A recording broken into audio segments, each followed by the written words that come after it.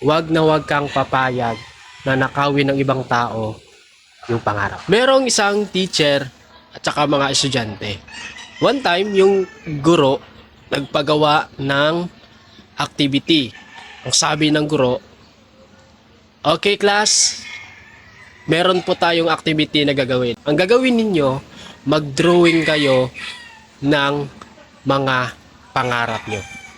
Ngayon, siyempre, yung mga estudyante drawing na ng mga pangarap nila sa buhay. Meron pong kaisa-isang estudyante na nag-drawing.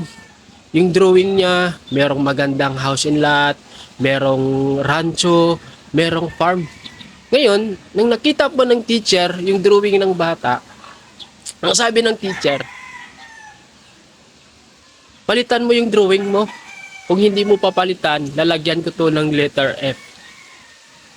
Ibabagsak kita." So ngayon, siyempre yung bata, umiyak. So talagang hindi niya ginawa. So ngayon, nilagyan ngayon ng teacher ng F. So fail. Ngayon, umuwi yung bata. Tapos, nung umuwi yung bata, so nagsumbong sa tatay niya. So pinakita niya yung drawing niya.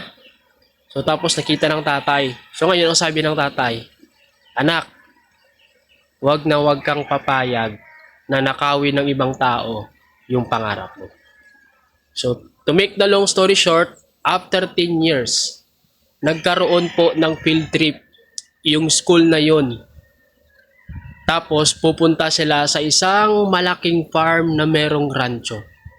Tapos, nang dumating na doon yung teacher at saka yung mga estudyante niya, ngayon, may lumapit sa kanya na lalaki. Ang sabi ng lalaki, "Ma'am, naalala mo pa ba ako?"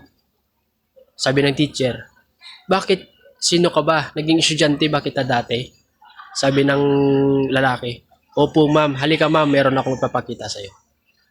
Ngayon, pumasok po yung teacher at saka yung lalaki na yon sa isang malaking opisina. Tapos nandun nakalagay yung drawing niya na nilagyan ng F ng teacher. Sabi ng bata, "Ma'am, naalala mo ba yung drawing na ito?"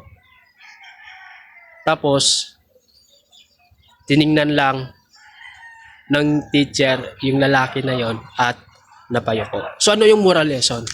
So kung ikaw po nanonood ng video na ito at meron kang pangarap, meron kang malaking pangarap, huwag kang papayag na nakawin ng ibang tao yung pangarap.